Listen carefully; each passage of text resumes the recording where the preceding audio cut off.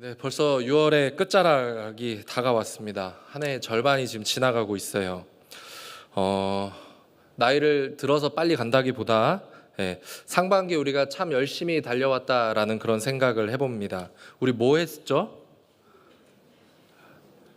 뭐 많이 하셨죠, 그렇죠? 네, 특세도 있었고 칸타타도 했고 체육대회도 있었고 또 훈련도 했고 어제까지 우리 다니엘 기도회까지 많은 사역들을 해내시느라 고생들이 많으셨습니다. 사역을 준비하는데 가장 큰 공로는 어쨌든 이끌어 가시는 분들에게 있겠죠. 그러나 또 그분들만 수고한 게 아니라 이 모든 베풀어지는 잔치에 또 기쁨으로 참여해 주신 모든 분들의 또 참여와 또 헌신이 있었기 때문에 우리가 그동안의 모든 역사를 이루어낼 수 있었다고 생각합니다. 이 모든 일은 우리가 함께 만들어낸 아름다운 동역의 열매인 것이죠. 우리 함께 수고하신 옆에 분들에게 다른 분들 주무시니까 ASMR로 수고하셨어요 인사 나눠볼까요? 옆에 분 안 깨시게 귓속말로 속닥속닥 해주시면 좋겠습니다. 수고하셨습니다. 네, 다시 한 번 더 인사 나눌까요? 여름 사역이 기다리고 있습니다. 인사 나눌까요? 네, 감사합니다. 여름 사역에도 힘내서 함께 참여해 주시기를 부탁드립니다. 상반기를 마무리하고 하반기로 넘어가는 이 시점에 한 가지 좀 점검했으면 하는 게 좀 생각이 들었습니다. 우리가 감당하고 있는 모든 사역, 교회에서 하고 있는 우리가 하고 있는 모든 사역이 하나님께 영광이 되었는가, 또 공동체의 기쁨과 회복이 되었는가, 또 우리의 신앙과 인격은 한층 더 성장하고 성숙되었는가 하는 그런 질문을 한번 좀 자신에게 한번 던져봤으면 좋겠습니다. 갑자기 숙연해지죠. 진심으로 그렇게 되는 은혜가 있기를 축복합니다. 곰곰이 돌아보면 이런 마음이 좀 드는 것 같아요. 우리가 드린 수많은 사역과 헌신들이 정말로 하나님 앞에서 아름다운 열매를 맺었는가? 시간과 물질, 몸과 마음을 들여 충성스럽게 감당했지만 혹은 그것이 단지 그냥 분주했던 일로 끝난 건 아닌가 하는 염려가 또 불현듯 찾아옵니다. 그래서 우리는 지금 좀 잠깐의 어떤 여유를 가지고 이 여름의 시즌에 잠깐의 여유를 가지고 우리의 사역을 한번 좀 돌아봤으면 좋겠습니다. 하나님이 우리에게 맡겨주신 일들, 또 우리가 하나님의 일이라고 했던 그 수많은 일들을 마친 이후에 나의 마음에 감사와 기쁨이 남아 있는가? 아니면 지치고 피로한 내 자신만 보게 되는 겁니까? 전자입니까? 후자입니까? 그 중간 어디 그쯤에 계시죠? 네, 어디서부터 어긋났는지, 어디서부터 잘못됐는지 한번 살펴보는 것도 필요하다고 생각이 듭니다. 우리의 수고를 부정하고 현실을 탓하는 게 아니라 우리가 가고 있는 이 길이 정말로 하나님이 원하시는 방향대로 잘 걸어가고 있는가 점검하고 다시금 우리가 걸어가야 할 그 자리를 제대로 찾아가기 위한 하나의 과정이 되기 때문입니다. 그런데 우리가 하나님을 섬기고 또 사람을 섬기는 이 교회 일을 한다라는 것 굉장히 쉽지 않아요. 그렇죠? 대체로 우리에게 복을 내려주시는 하나님과의 만남과 또 내가 하나님 앞에 나아가는 그런 시간들은 우리가 기꺼이 할 수 있습니다. 그런데 늘 뭐가 문제예요? 사람이 문제입니다. 사람이. 다른 사람을 이해하고 그 사람을 내가 품는다. 이거부터 벌써 쉽지가 않습니다. 때로는 내 감정과 내 에너지를 소모해야 되고요. 또 관계의 부담 속에서 또 마음이 상하는 일도 종종 있는 것 같습니다. 늘 타인과 부딪히며 살아가는 일상을 우리가 살아가는데 교회에 와서도 다른 사람과 부딪히고 또 우리가 그런 사람들을 섬겨야 한다라는 건 우리 영혼을 지치게 하는 하나의 요소가 되지 않나 그런 생각도 해봅니다. 지난주에 이제 집에 있다가 차에 볼 일이 있어서 잠깐 주차장을 내려갔어요. 택배 기사님과 눈이 마주쳤습니다. 불안이 엄습해 옵니다. 저를 빤히 이렇게 쳐다보고 계시더라고요. 그러더니 이제 저에게 택배를 저희 집 걸 딱 주십니다. 그래서 가져가야죠, 저희 집 거니까. 근데 뜬금없이 다른 집 것도 갖다 주라는 거예요. 초면이었습니다. 제가 어떻게 해야 됐을까요? 받았어야 돼요? 평소에 어떻게 하세요? 올려주세요? 아, 좋은 분들이시네요. 저는 제 것만 갖고 올라갔습니다. 집에 와서 이제 아싸 내가 쿨하게 이겼다. 눈치 싸움에서 내가 이겼다 했는데 여기 있잖아요. 마음이 굉장히 편치 않는. 아들이 이제 옆에 와가지고 아빠 뭐야 이러길래 이렇게 이런 일이 있었다. 그랬더니 아빠가 어떻게 해야 됐을까? 그랬더니 저희 아들이 당연히 가지고 와야지. 남 도와주는 거 좋은 일 아니야? 아빠 그거 몰라? 이러는 거죠. 순간 마음이 많이 복잡하고 괴롭고 내가 목회 뭐하러 하고 있나 뭐 이런 생각도 들 정도로 남을 섬긴다라는 게 다른 사람을 섬긴다라는 게 이렇게 사소한 일에서도 어렵다라는 것을 새삼 느끼게 되었습니다. 진짜로 다른 사람을 섬기는 건 쉬운 일이 아닙니다. 나와 가까운 사람 또 관계가 좋은 사람을 좋은 사람에게 도움을 주는 것도 어느 정도까지죠. 한계가 어느 정도 정해져 있습니다. 내가 정해놓은 선을 넘어서 나에게 뭔가 더 큰 섬김을 요구할 때 마음에 불편함이 올 때가 있다라는 거죠. 더 나아가서 불편한 관계에 있는 사람, 또 낯선 사람을 위해서 내가 뭔가를 하고 나의 모든 걸 바쳐서 해야 된다, 봉사한다라고 그것을 마음 먹는 일은 굉장히 쉽게 되는 일이 아닙니다. 누군가를 위해 내 자신을 내어 놓는다라는 것, 다른 사람을 위해 섬긴다라는 것은 큰 결단과 용기가 필요한 일이기 때문입니다. 그러다 문득 이런 생각이 스쳤습니다. 예수님은 우리에게 서로 사랑하고 또 너희가 서로 섬기라, 내가 이 본이 되었다라고 말씀을 하셨습니다. 그리고 천국이 그런 나라다, 다른 사람을 섬겨주는 나라다라고 예수님은 말씀하셨어요. 자, 그렇다면 천국은 끝이 없는 섬김의 나라입니까? 이제 좀 어려워지기 시작하죠. 거기서도 계속 남들을 섬긴다라고 얘기했을 때 우리에게 천국은 괜찮은 나라입니까? 저도 문득 그런 마음이 들자마자 천국이라는 게 굉장히 부담스러워지기 시작했어요.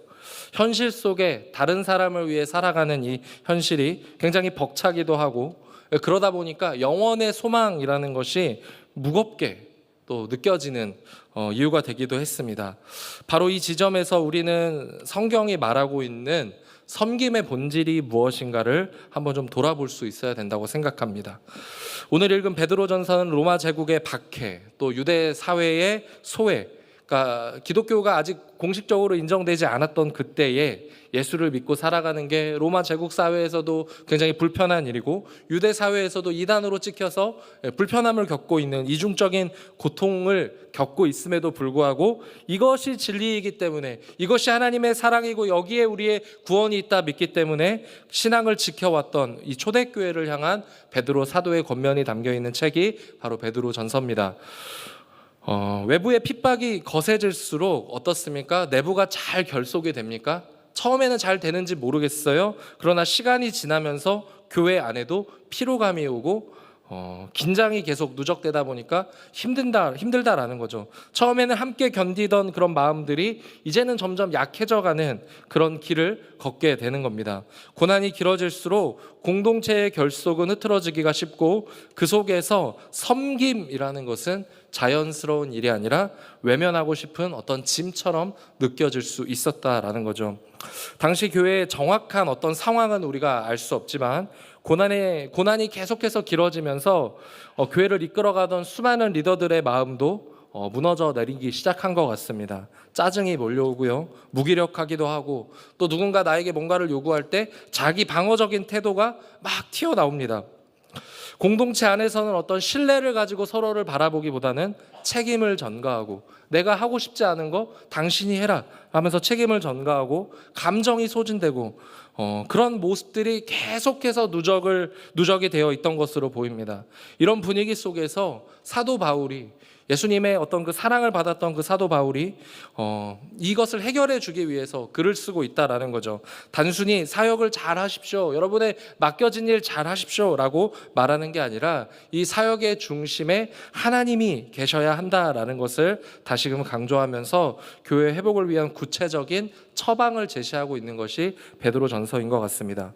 사도 바울은 그 출발점을 리더십의 회복에서 찾습니다. 1절에 보면 2절에 보면 너희 중 장로에게 권한다라는 그런 말은 뭐 장로님들에게 말하는 게 아니라 특정 직분을 대상으로 하는 말이 아니라 공동체 안에서 누군가를 섬기고 돌보는 모든 이들에게 주어지는 믿음의 태도와 관련이 있습니다. 설교 첫머리에서 나누었던 것처럼 사역을 이끄는 사람만이 중요한 게 아니라 그것을 따라오는 사람도 중요합니다. 이 공동체 안에서의 사역이라는 것은 이끌어가는 사람뿐만이 아니라 따라오는 사람에게도 책임이 있다라는 거죠. 때로는 우리는 누군가를 이끌어야 되는 위치에 있지만 또 때로는 누군가의 손을 붙잡고 그에게 기대해야 되는 순간들도 있습니다. 그래서 교회는 서로를 그리스도의 지체라고 부르면서 서로의 짐을 나누어 지라라고 이야기를 합니다.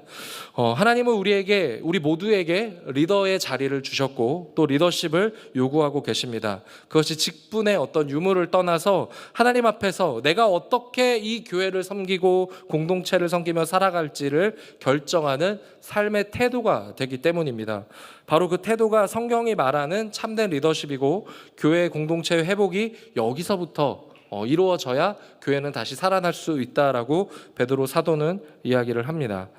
섬김을 가능케 하는 가장 큰 힘이 무엇이겠습니까? 열정? 아니면 인텔리한 지능? 뭐가 우리에게 필요할까요?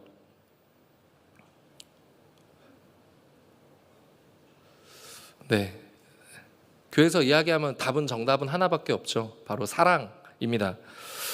이 사랑은 타인을 통해서 내 부족함을 채워가는 에로스가 아니라 예수님께서 제자들에게 보여주신 아가페를 뜻합니다. 아가페는 상대를 위해서 나를 쏟아붓는 그런 헌신을 가리킵니다. 내가 다른 사람을 이용해서 내 마음을 채우는 게 아니라 나의 것을 다른 사람에게 내어줌으로써 내가 행복을 얻는 그런 사랑을 말하는 거죠. 이것은 하나님의 사랑을 표현하는 하나의 방식입니다. 예수님께서 제자들을 발을 씻기실 때 그냥 씻기신 게 아닙니다. 이건 종의 자리로 내려가셨던 그런 일들이라는 거죠. 예수님이 그렇게 하실 수 있었던 이유가 무엇입니까? 예수님은 제자들을 향한 에로스가 아니라 아가페가 충만했기 때문이죠. 하나님의 사랑이 예수님 안에 가득하니까 제자들을 위해서 기꺼이 종의 자리로도 내려가실 수 있었다라는 겁니다. 예수님은 제자들의 거룩함이 회복되는 것을 위해서 자신을 낮춰주셨고요. 그들이 변화되는 모습을 보면서 굉장히 기뻐했습니다. 내가 이렇게까지 해야 되는데 내가 이렇게까지 너네를 섬기는데 너네 안 그래? 하는 그런 마음이 아니라 나의 섬김을 통해서 제자들이 변해가는 그런 모습을 바라보시면서 예수님은 만족함을 누리셨던 것 같아요. 예수님은 억지로가 아니라 사랑으로 또 자발적인 마음으로 제자들을 섬겨주셨습니다. 자기 자신을 드러내기 위한 것이 아니라 철저히 제자들을 위한 섬김이었다라는 거죠. 그처럼 예수님의 섬김을 직접 경험했던 베드로는 오늘 본문에서 섬김의 태도가 어때야 하는지 구체적으로 권면을 하고 있습니다. 예수님의 사랑이 교회 안에서 어떻게 드러날 수 있는가? 이것을 보다 실천적인 관점에서 접근을 하고 그것을 지금 풀어가고 있습니다. 그 원칙이 3가지 정도로 나타나고 있는데요. 2절, 3절 말씀 한번 띄워주시겠어요? 2절, 3절 말씀 한번 같이 한번 읽어보도록 하겠습니다.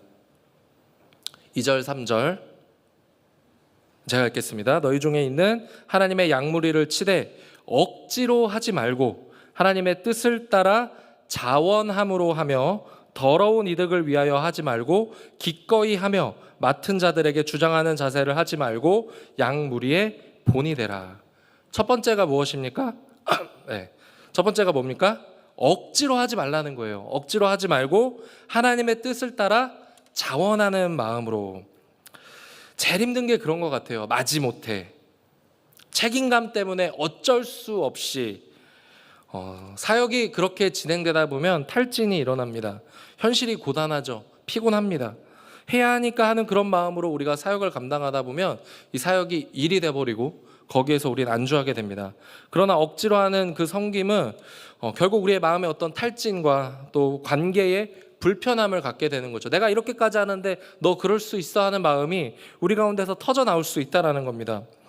교회는 가능한 한 많은 성도님들을 이 공동체의 사역 가운데 세우고자 노력하고 있습니다.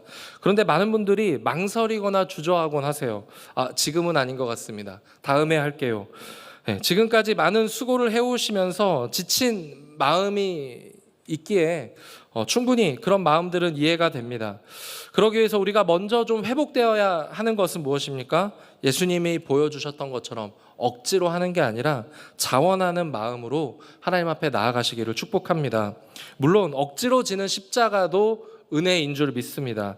그러나 그것이 은혜다라는 것을 우리는 너무 뒤늦게 깨닫게 되는 거죠. 소중한 시간들을 의미 없이 흘려보내고 뒤늦게 후회하는 일이 우리 가운데 없기를 축복합니다. 두 번째 원칙은 더러운 이득을 위하여 하지 말고 기꺼이 하라라는 겁니다. 여기서 말하는 이득은 금전적인 이득으로 첫 번째 이해될 수 있겠습니다. 당시 교회 상황이 어렵다 보니까 뭔가 이 일을 통해서 내가 수익을 얻고 하는 것들을 앞에 이제 더럽다라는 표현을 통해서 그렇게 기록을 하고 있습니다. 그런데 우리가 요즘 듣고 보고 있는 우리 솔로몬의 이야기를 보면 어떻습니까? 솔로몬이 하나님을 위해서 열심히 일한다고 이야기를 했지만 그 마음에 뭐가 있어요? 내가 인정받고 싶은 욕구, 나의 자존감을 세우려는 어떤 그런 모습들, 하나님의 일을 앞세우고 스스로를 입증하려는 그런 마음들도 하나님은 경계하고 계십니다. 그런 마음으로 우리가 사역을 한다면 어느새 이 사역은 하나님을 섬기는 그런 자리가 아니라 나를 드러내는 무대로 바뀌게 되는 것이죠. 솔로몬과 우리가 크게 다르지 않을 수 있다라는 겁니다. 내가 이만큼 했는데 아무도 알아주지 않을 때, 또 저 사람보다 내가 수고를 더 했는데 인정받지 못할 때, 이런 생각이 우리 안에 스며들면 기꺼이 하게 되는 어떤 나의 마음도 점점 계산하게 되고, 계산을 했을 때 뭔가 타산이 안 맞으면 기쁨도 사라지게 됩니다. 그래서 베드로는 우리에게 권면합니다. 기꺼이 하라. 교회에서 주어지는 많은 사역들을 기꺼이 하라. 누군가 알아줘서가 아니라 하나님 앞에서 기꺼이 할 수 있는 그런 마음을 회복할 수 있기를 축복합니다. 억지로도 할 수도 있고 의무로도 할 수 있겠지만 기꺼이 하는 그런 마음은 하나님께서 원하시는 참된 그런 마음이 아닐까 생각합니다. 하나님이 내가 무엇을 이루었는가, 내가 이 일들을 통해서 내가 나의 영광을 얼마나 취했는가, 내가 이 일들을 통해서 나를 얼마나 입증했는가 라는 게 아니라 하나님이 내게 무엇을 주셨는가, 하나님은 오늘 또 우리 가운데 어떤 은혜를 주셨는가를 기억하는 데서 비롯될 수 있는 우리의 삶의 자세입니다. 그 은혜를 기억하는 자는 반드시 기꺼이 하나님 앞에 나아갈 수 있다라는 것이죠. 세 번째 원칙은 무엇입니까? 맡은 자들에게 주장하는 자세로 하지 말고 무엇이 되어라? 일어나십시오. 깨십시오. 네. 무엇이 되어라? 본이 되어라. 네. 본이 되려고 저도 안 졸고 있지 않습니까? 네. 베드로는 당시 로마 제국의 권위적인 리더십을 염두에 두고 교회 안에서 사역자들에게 경계를 하는 겁니다. 권위적으로 힘을 앞세워서 하지 말라는 거예요. 사역을 통해 권위를 확보하거나 섬김을 빌미로 통제하려는 태도가 결국 공동체를 아프게 한다라는 겁니다. 베드로는 본이 되라고 말씀을 전하고 있는데 베드로가 본 본은 무엇입니까? 바로 예수 그리스도라는 거죠. 섬김의 본이 되어 주셨던 예수님을 바라보면서 지시하는 것이 아니라 아랫사람처럼 대하는 게 아니라 삶에서 우리가 먼저 본이 되었을 때 그것을 보고 설득이 일어나는 거죠. 말이 아니라 행동으로 책임을 남에게 미루는 것이 아니라 내가 먼저 짐을 지고 앞장서 가는 것입니다. 본이 되는 사람은 먼저 하나님 앞에 신실하게 살아감으로써 그 삶으로 신뢰를 쌓아가는 사람들을 가리킵니다. 바로 예수님의 그런 섬김의 모습을 우리도 따라갈 수 있어야 합니다. 예수님은 강요나 억지로 시키지 않으셨어요. 오히려 자신을 낮추고 종의 형체를 입으시고 죽기까지 순종하셨습니다. 제자들의 발을 씻기시고 그들을 위해 기도하시고 넘어질 줄 알면서도 끝까지 그들을 사랑하셨던 그 모습을 우리가 말씀을 통해서 늘 보고 있습니다. 예수님의 섬김에는 강제적인 게 없어요. 이거 안 하면 너 죽는다 이렇게 말씀하시는 게 전혀 없다라는 거죠. 오히려 사랑이 무엇인지, 진리가 무엇인지, 헌신이 무엇인지 예수님께서는 우리에게 먼저 그것을 보여주셨습니다. 베드로는 지금 그것을 기억하고 우리도 예수님의 본을 쫓아 살아가기를 원하는 마음으로 권면을 하고 있는 겁니다. 이 세 가지의 어떤 섬김의 태도는 도덕적인 어떤 권고를 넘어서 지치고 필요한 우리들의 사역을 다시금 새롭게 하는 원동력이 되어 주기를 축복합니다. 하나님의 말씀으로 이 말씀을 받을 수 있기를 축복합니다. 우리가 하나님을 섬기고 사람을 섬기는 모든 자리에서 우리가 이렇게 임할 때 하나님의 은혜가 우리 사역 가운데 깊이 스며들게 될 줄 믿습니다. 우리가 감당하는 사역은 세상의 기준으로 보면 아무런 수익이 없죠. 돈 벌려고 하는 일이 아닙니다. 오히려 물질과 시간, 감정의 소모가 굉장히 큰 일일 수 있어요. 그런데도 우리가 이 일들을 멈출 수 없고 멈춰서는 안 되는 이유가 무엇입니까? 바로 이 일이 하나님의 나라를 세워가는 일이기 때문입니다. 세상 사람들은 그 의미를 알지 못합니다. 때로는 우리도 그 의미를 놓치고 그냥 일을 할 때가 있다라는 거죠. 그러나 하나님은 이 우리가 보잘것없다 여겨지는 이 섬김을 통해서, 이 사역을 통해서 하나님의 생명을 우리 가운데 일으켜 주시고 또 영혼을 살리시며 공동체를 새롭게 하시는 줄 믿습니다. 또 하나님은 그 귀한 일들을 위해서 우리 모두를 동역자로 불러주셨다라는 겁니다. 누가 알아주지 않아도 하나님이 내 곁에 계시다라는 거예요. 누군가 기억에서 내가 잊혀질 수 있습니다. 그러나 하나님은 그것을 결코 잊지 않으신다라는 거예요. 우리가 서 있는 이 섬김의 자리는 때로는 작고 평범해 보이는 그런 자리일지라도 하나님은 지금도 조용히 우리를 통해서 하나님의 역사를 이루고 계십니다. 이 설교가 저는 준비하면서 굉장히 두려웠어요. 위로가 돼야 되는데 잔소리가 되고 불편함은 드리는 건 아닐까 고민하면서 어제 밤늦게까지 어떻게 써야 될까 고민하고 있습니다. 그러나 결국 잔소리가 되었죠. 물론 한 번의 설교가 지치고 무거운 우리의 사역을 가볍게 만들지는 못합니다. 자원함으로 하자, 또 기꺼이 하자, 본이 되자, 좋은 말이죠. 하지만 그걸 안다고 우리의 마음의 지침이 쉽게 회복되기는 어렵다고 생각합니다. 그러나 우리가 이 사역을 여전히 행복하게 할 수 있는 그 가능성이 있다라고 이야기할 수 있는 이유는 우리의 심령의 깊은 곳에 하나님의 사랑, 그 아가페가 심겨져 있기 때문입니다. 교회의 섬김은 그 어떤 자리에서든 하나님의 사랑으로부터 흘러나오는 생명의 표현이다라는 거죠. 우리는 예수 그리스도의 십자가에서 그 사랑을 입은 자들입니다. 예수님은 아무도 알아주지 않는 죄의 무게를 스스로 짊어지셨고 억지로가 아니라 자원함으로 끝까지 기꺼이 자신을 내어주셨습니다. 그 사랑 위에 교회가 세워졌고요. 지금도 그 사랑은 우리 안에 구원을 이루어가며 예배와 봉사 또 섬김으로 그 사랑이 흘러가고 있는 줄 믿습니다. 그러므로 사역의 행복은 그냥 아무것도 하지 않을 때 이제는 그만하고 싶고 내려놓고 싶고 그냥 아무것도 하지 않을 때 오는 거기서 오는 기쁨이 아닌 것입니다. 쉬운 일만 하고 내가 할 수 있는 것만 하고 내가 정한 선까지만 한다고 이루어지는 행복이 아니라는 거예요. 오히려 무겁고 또 하기 싫고 억지로 지는 것 같은 그런 순간에도 하나님의 사랑이 있기에 우리를 향해 자신의 생명을 내어놓으시는 그 예수님의 사랑이 있기에 그 사랑이 또 우리의 마음을 가득 채울 때 우리는 다시 웃으면서 다시 순종하면서 다시 기꺼이 하나님 앞에 나아갈 수 있습니다. 우리가 하는 이 진심은 하나님 앞에 온전히 드려지는 진심이 될 것입니다. 내가 누군가의 짐을 기쁘게 질 때 그 모습이 복음의 증언이 되고 본이 되는 그런 모습이기 때문입니다.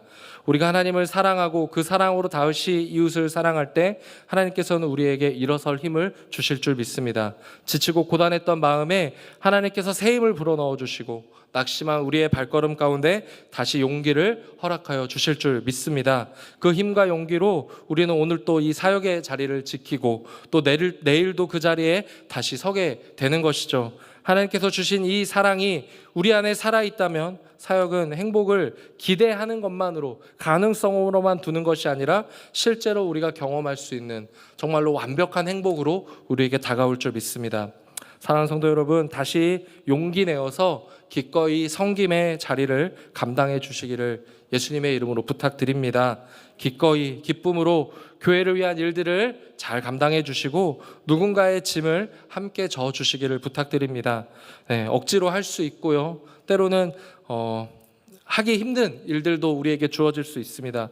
그러나 우리가 그렇게 서로를 위해 짐을 질 때 아직은 희미하게 나타나 있지만 4절의 말씀처럼 목자장이 나타나실 때 시들지 않는 영광의 관을 우리에게 얻게 하실 줄 믿습니다.